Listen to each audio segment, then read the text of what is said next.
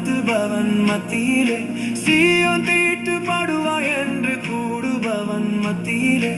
இரவும் பகலும் என்னை குற்றம் சுமத்துபவன் மத்தியிலே சீயோன் தீட்டுப்படுவாய் என்று கூடுபவன் மத்தியிலே ஒரு சத்தம் கேட்குதே